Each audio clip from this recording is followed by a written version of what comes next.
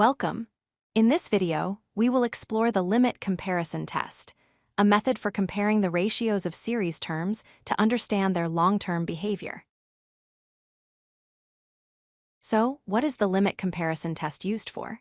It's a powerful tool to determine if an infinite series with positive terms converges, meaning it sums to a finite number, or diverges, meaning it sums to infinity. It operates by comparing a series that seems complicated to a simpler one whose behavior we already know. The entire process hinges on analyzing the limit of the ratio of their corresponding terms. The fundamental idea is to compare two different series.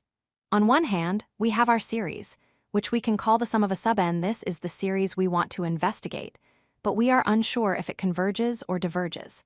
On the other hand, we have a known series, which we'll call the sum of b. Sub n. This is a much simpler series, like a p-series or a geometric series, that we can confidently say either converges or diverges. The logic is that, if their individual terms behave in a similar way for very large values of n, then their overall sums will also behave similarly. Now for the formal definition. Suppose that we have two series, the sum of a sub n and the sum of b sub n, and both are series with positive terms.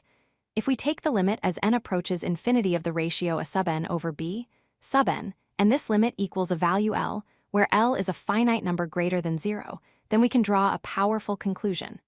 The conclusion is that either both series converge or both series diverge. They share the same fate.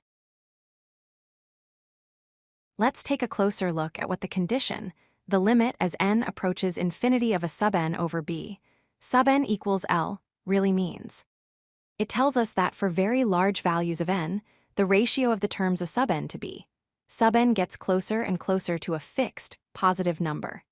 L in essence, this implies that the term a sub n is approximately equal to L times the term b sub n for large n, because the terms of the two series are roughly proportional to each other in the long run.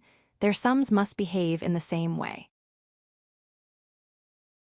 The most critical step is choosing the right known series, the sum of b sub n. The general rule is to construct the term b sub n by taking the highest power of n from the numerator of a sub n and dividing it by the highest power of n from the denominator of a sub n. For instance, if a sub n is 3n squared plus 5 over 4n to the fourth plus n, you would choose b sub n to be 3n squared over 4n to the fourth, which simplifies to 3 over 4n squared. Let's work through an example. Does the series, the sum of n squared minus 1 over n cubed plus 4, converge or diverge? First, we identify a sub n as n squared minus 1 over n cubed plus 4. Second, we choose b sub n by taking the highest powers, which gives us n squared over n cubed, simplifying to 1 over n. We know from the p-series test that the sum of 1 over n diverges because the exponent p equals 1. Now we calculate the limit of a sub n divided by b sub n. This is the limit of n squared minus 1 over n cubed plus 4, all divided by 1 over n. By multiplying by the reciprocal, we get the limit of n cubed minus n over n cubed plus 4.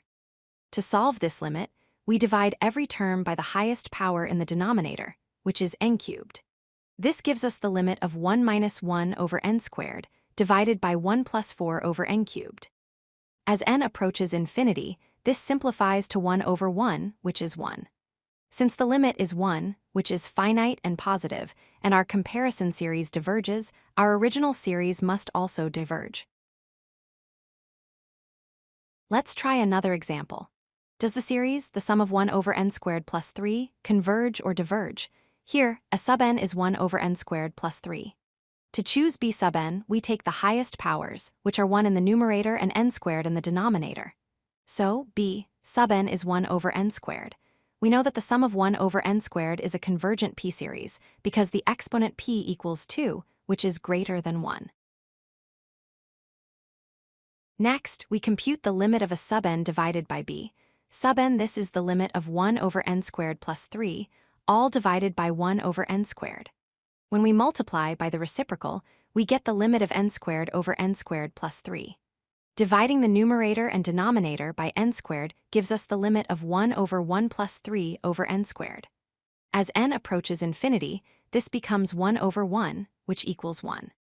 Since our limit is 1, a finite and positive number, and our comparison series converges, our original series must also converge. What happens if the limit L is not a finite positive number? There are two special cases. If L equals 0, it means a sub n grows much slower than b. Sub n in this situation, if the bigger series, the sum of b sub n, converges, then our smaller series, the sum of a sub n, must also converge. However, if b sub n diverges, we learn nothing. Conversely, if L is infinity, it means a sub n grows much faster than b sub n here. If the smaller series, the sum of b sub n, diverges, then our bigger series, the sum of a sub n, must also diverge. But if b sub n converges, this case tells us nothing.